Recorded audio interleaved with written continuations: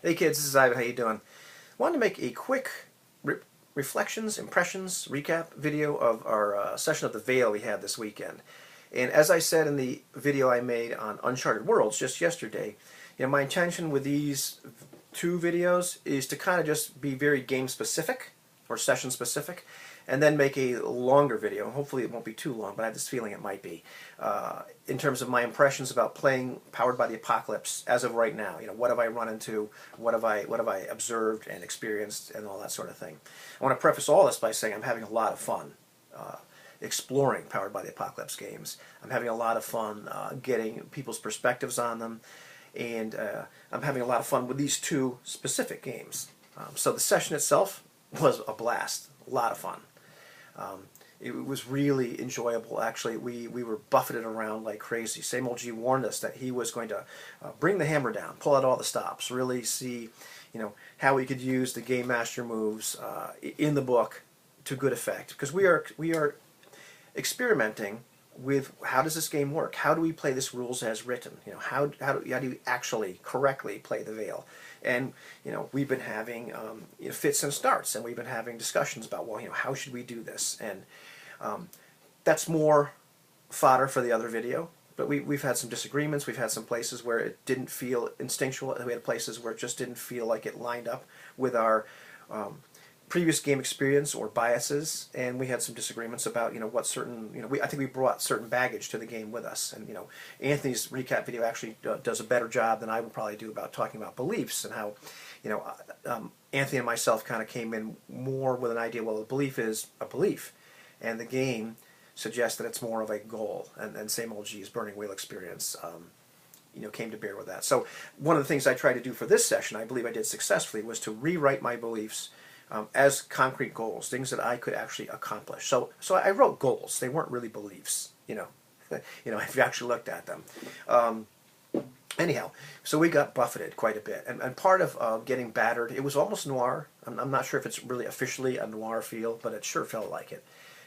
We got battered partially by really bad die rolls. We rolled a lot of misses and partial successes, but a lot of misses. All told, I think it might have been a contest for who rolled more misses. I'd have to go back and actually look. But the other thing that happened was that same old G, like I said, really brought in a lot of just negative stuff from the outside. So we had this snowstorm that happened, and we just got creamed by it. It was incredibly cold. It was very dangerous to travel outside. It could be very physically dangerous, as we could find out. You could take harm when you're out there, and my cybernetics stopped working at a couple points. I think Cadmus's did as well, as a result of rolling misses or partial successes. We also, had some. I had my negative tags on my cybernetics actually activated as one of the Game Master moves. And the tags that Tess has. Tess is entirely cybernetic. So the negative tag I put on her cybernetic brain was that it was contingency driven. What does that really mean? Well, I left that open to interpretation, but we all kind of got the idea. It probably meant that I was programmed to do something, or it was perhaps that like when certain contingencies were met, I would do something. What that was, well, that's up for interpretation for the Game Master at that point. We actually, one of the neat things about the apparatus is it is a playbook that's not entirely finished. You get to kind of figure out what this character is like. Every session you roll a birth move at the beginning. You roll 2d6. If I roll a hit of any kind, then the Game Master asks me a question off this birth move list, and I get to answer it. I get to fill in the blanks, like, are there more like you? How come you're not like with your creator anymore? Do you have a purpose? What is it? All those kind of things. Because the apparatus really doesn't know. They come out not quite knowing who and what they are.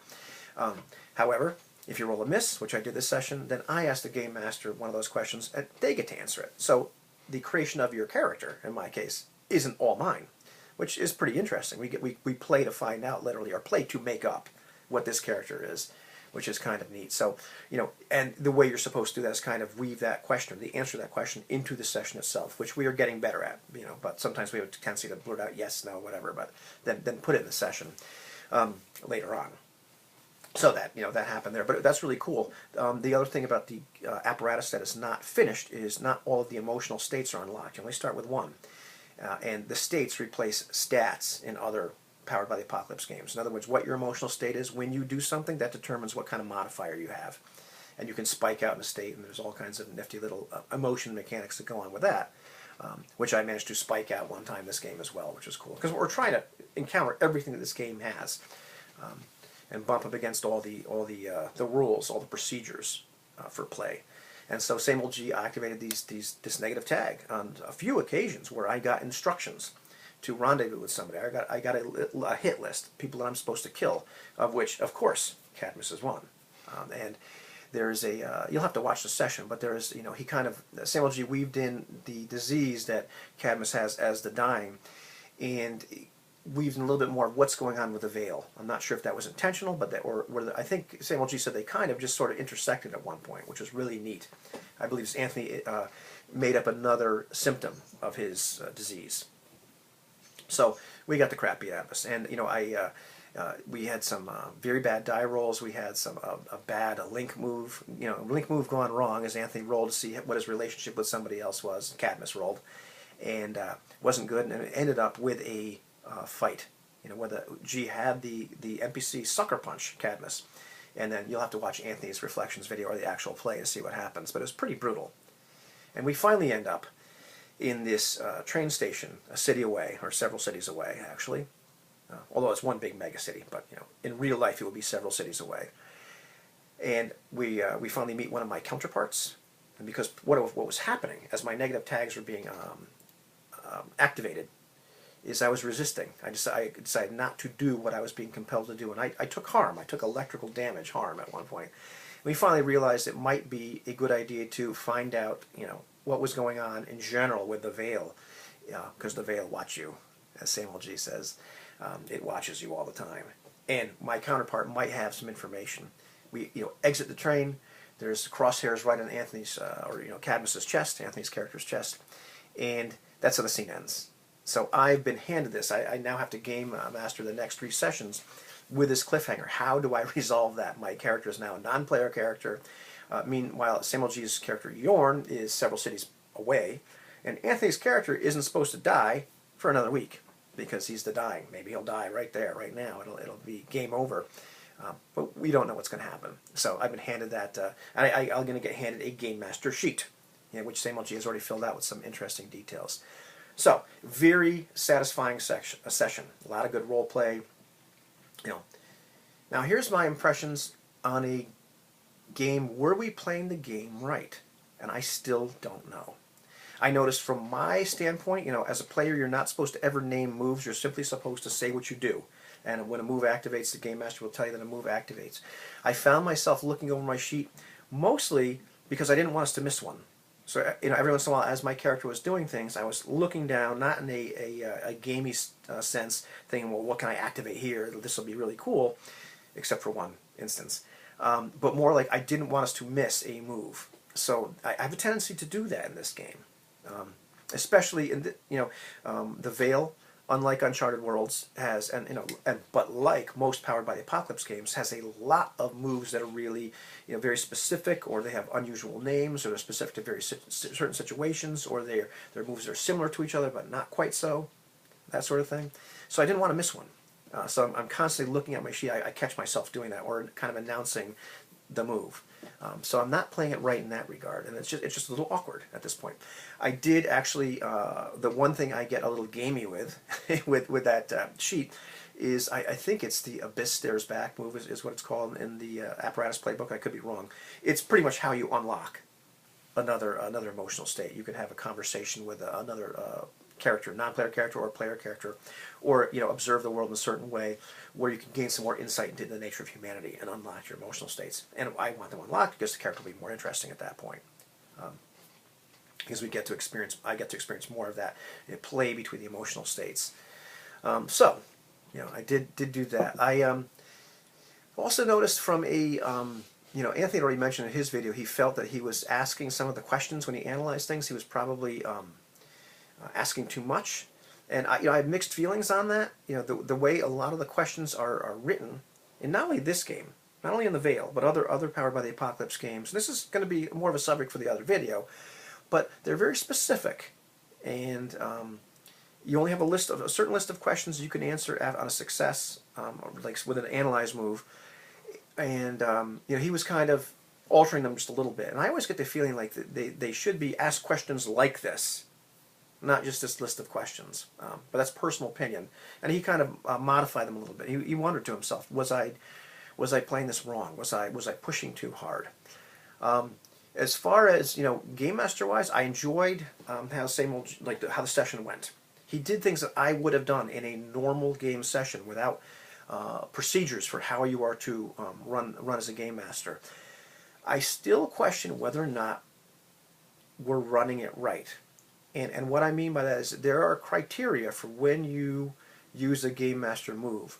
When I ran Uncharted Worlds, I was very hesitant to use moves. It was my first time running a Powered by the Apocalypse game. G kind of just poured them on, and I'm not sure if it was always appropriate. But then again, in the Veil itself, it says that when things get boring or start to get boring, then you can use a game master move. It says something like that. I don't have it right in front of me, but. And even after the session, G said that, which is a little unusual because usually it's the Powered by the Apocalypse games are worded, and even this one has, when players look to you to see what happens next, when there's just play stalls. I didn't think it was stalling all the time, but he must have decided it got a little boring every once in a while, so we got the crap beat out of us. So I'm not sure. Did he do it right? I don't, and that's not a critique of same old G. That's just, I find, and once again, subject for expanded subject for the other video. One of the impressions I get by the Veil and other Powered by the Apocalypse games is that if you kind of already have experience or know how to run a session successfully, and I don't mean traditional versus indie, I just mean, be fair, make things interesting, engaging. Sometimes the procedures from Powered by the Apocalypse games, even though they prompt you and show you how to run a session really well, in a lot of ways, can kind of constrain you at the same time. And so I don't object to what Same Old G did, but I'm wondering, did it fit the rules? Did he do it procedurally correctly? There was one part I felt it was a little odd for me in the beginning where his character actually used a sway move on me. But as his character was a non-player character in the session, I would have rather that he just tried to sway me narratively, and I was able to use a move to resist that. And I think that would have been more appropriate game procedure-wise, but in the heat of the moment, I wasn't going to say anything. I just thought about it afterwards, and so I'll roll with this. But I believe procedure-wise, the game master never rolls dice, and just because it's your non-player character that you're going to play later, I don't believe you get to play it as a character in the session itself. But we'll discuss that. But those are just some thoughts I had about it. Overall, great session, loved it. Were we playing the game right? I still don't know. So. That's it. And I'll probably make that other video later, and it'll probably be long and rambly. But I still like the game.